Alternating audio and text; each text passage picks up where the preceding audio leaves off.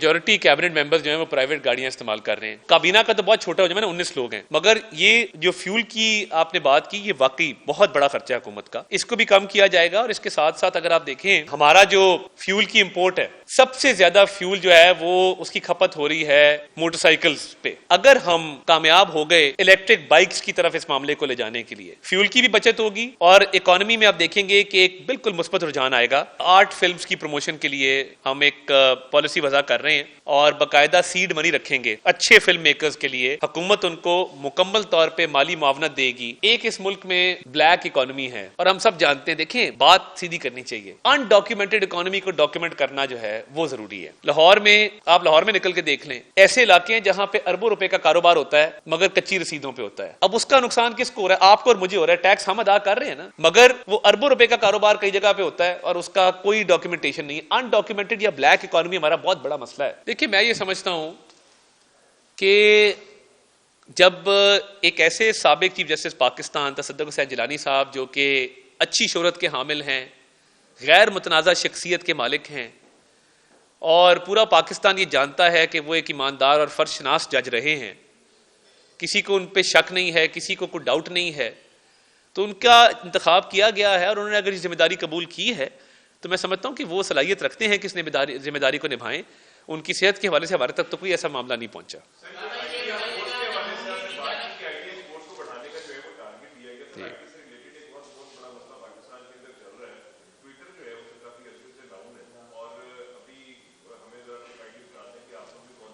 देखिए, तो IT exports की बात की, आईटी एक्सपोर्ट्स को बढ़ाने के हवाले से बात की और मेरी कोशिश है, हम मिनिस्ट्री ऑफ आईटी के साथ मिलकर कोशिश करेंगे कि ये तमाम प्लेटफॉर्म्स जो हैं, वो एक्स है, वो फेसबुक है, वो टिकटॉक है, वो इंस्टाग्राम है, इनके दफातर पाकिस्तान में खोले जाएं। कोऑर्डिनेशन भी आसान होती है, पाकिस्तान में जॉब्स भी क्रिएट होती हैं और मैं समझता हूँ इन मसाइल का हल मौजूद है। इंशाअल्लाह ताला ये तमाम मसाइल हल होंगे।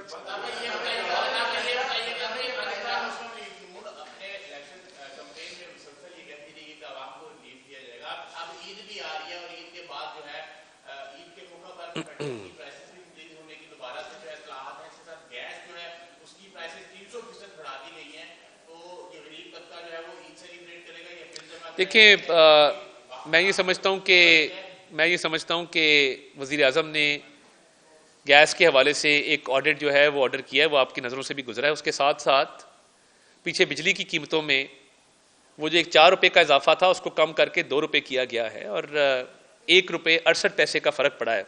बिजली उससे सस्ती हुई है। बाकायदा उसकी प्रेस रिलीज़ भी एक जारी की गई थी, मैं आपसे वो डॉक्यूमेंट अभी शेयर भी कर लूँगा। तो देखिए, वज़ीर आज़म का तमाम तर फोकस ये है कि बोझ उन तबकात पे डाला जाए जो सकत रखते हैं इस बोझ को बर्दाश्त करने के लिए। अशराफिया की बात होती है कि जो अशराफिया इस मुल्क की है, जो इस मुल्क की सहूलतों से भी फ़ायदा उठाती है, तो ज़्यादा टैक्स का बोझ भी उन पर डाला जाएगा और जो पिसे हुए तबकात हैं वो IMF की तरफ से बंदिश नहीं है टारगेट सब्सिडी के ऊपर। तो इंशाअल्लाह ताला आने वाले दिनों में अवाम के लिए मज़ीद रिलीफ का भी ऐलान किया जाएगा। जी,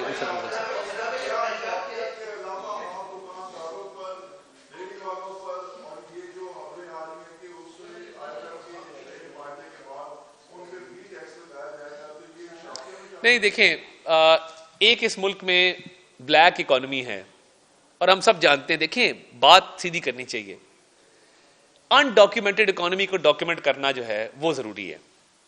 लाहौर में, आप लाहौर में निकल के देख लें, ऐसे इलाके हैं जहां पे अरबों रुपए का कारोबार होता है मगर कच्ची रसीदों पे होता है।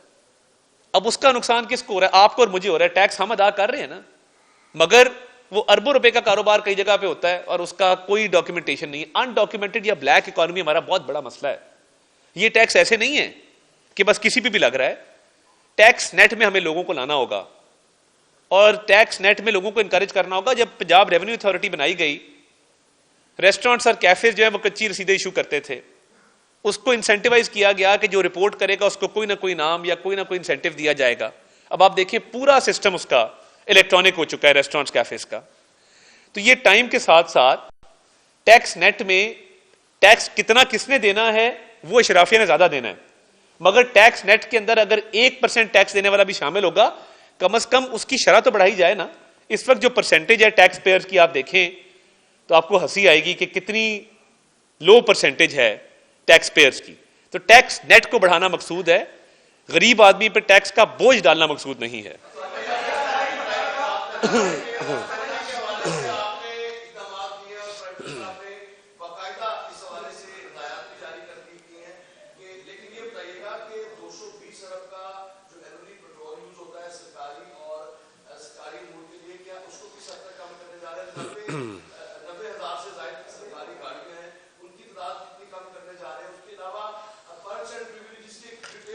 जी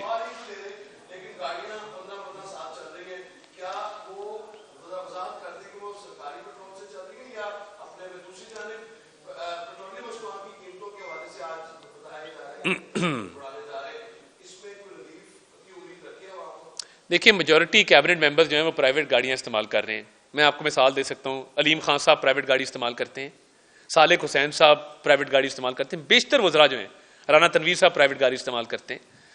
तो काबीना का तो बहुत छोटा हो जाए ना, 19 लोग हैं, मगर ये जो फ्यूल की आपने बात की, ये वाकई बहुत बड़ा खर्चा है हुकूमत का, इसको भी कम किया जाएगा। और इसके साथ साथ अगर आप देखें हमारा जो फ्यूल की इंपोर्ट है, सबसे ज्यादा फ्यूल जो है वो उसकी खपत हो रही है मोटरसाइकिल्स पे। अगर हम कामयाब हो गए इलेक्ट्रिक बाइक्स की तरफ इस मामले को ले जाने के लिए, फ्यूल की भी बचत होगी और इकोनॉमी में आप देखेंगे कि एक बिल्कुल मुस्बत रुझान आएगा। तो एक ये पॉलिसी भी ज़ेरे गौर है, इसकी तफसीलात टाइम के साथ आ जाएंगी, मगर इलेक्ट्रिक बाइक्स की तरफ भी जाने के लिए हुकूमत कोशिश कर रही है कि इस पर कोई पॉलिसी बनाई जाए और इलेक्ट्रिक बाइक्स को मुतारिफ किया जाए। और इसके साथ साथ हुकूमती अखराजात की जो रिपोर्ट आएगी उसमें फ्यूल एक बहुत बड़ा कॉम्पोनेंट है।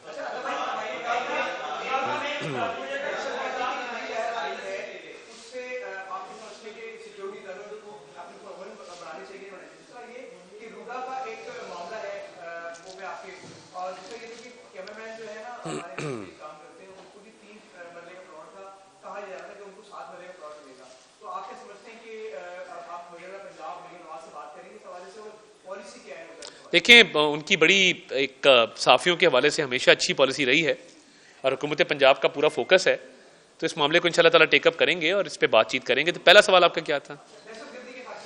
देखिए, उस पर बहुत एफर्ट जारी है और कल वज़ीर आज़म ने कहा कि तफसीलात अभी बताई नहीं जा सकती, मगर वो चीनी जो वाक़या था बिशाम वाला, उसमें भी पेशरफ्त हुई है और वो अवाम के सामने उसके भी डिटेल जो है वो लाई जाएंगी।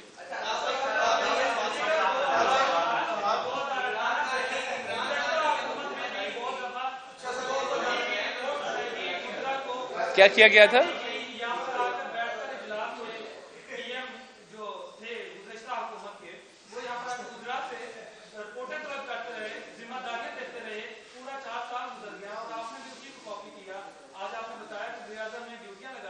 काश काश काश काश उस वजीर आज़म ने हमें कॉपी किया होता और एक मोटरवे बना जाता, एक बड़ा अस्पताल बना जाता। मैं उस दिन वलीद इकबाल साहब के साथ अलहमरा मौजूद था, तो एक नौजवान ने, इलेक्शन से पहले की बात है, उसने खड़े होकर कहा, उसने कहा मुझे 5 यूनिवर्सिटियां और 5 अस्पताल बना दें जो बानी चेयरमैन पीटीआई के दौर में बनी हो। वलीद साहब वहां से जाने पर मजबूर हुए। कॉपी उसको नहीं किया जाता जिसने कुछ ना किया हो, कॉपी उसको किया जाता है जिसने कुछ किया हो इस मुल्क के अंदर। लास्ट क्वेश्चन जी।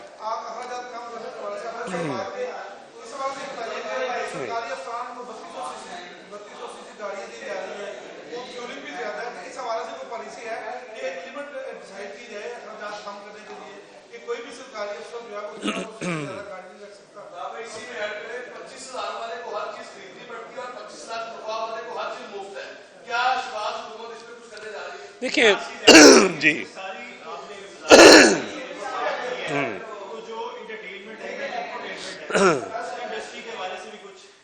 ये बड़ा अहम सवाल है। मैं इसमें 2 बातें करना चाहता हूँ, ये मेरी मिनिस्ट्री से रिलेट करता है। एक तो देखें, आर्ट फिल्म्स की प्रमोशन के लिए हम एक पॉलिसी वज़ा कर रहे हैं और बाकायदा सीड मनी रखेंगे अच्छे फिल्म मेकर्स के लिए। हुकूमत उनको मुकम्मल तौर पे माली मुआवनत देगी, एक कंपटीशन कराएंगे जो फर्स्ट सेकंड थर्ड उसमें आएंगे, क्योंकि लोकल लेवल पे अच्छी फिल्म्स का बनना ज़रूरी है। एंटरटेनमेंट है नहीं, एंटरटेनमेंट ख़त्म हो चुकी है, थिएटर का रिवाइवल है। अच्छे प्लेस, सोशल इश्यूज़ के ऊपर प्लेस बनने की ज़रूरत है। अभी एक कराची में फिल्म फेस्टिवल होने जा रहा है अगले चंद दिनों के अंदर, उसमें भी हुकूमत उसको स्पॉन्सर कर रही है, उसमें हम शिरकत भी करेंगे। और एक सॉफ्ट इमेज के लिए देखें ये बहुत ज़रूरी है।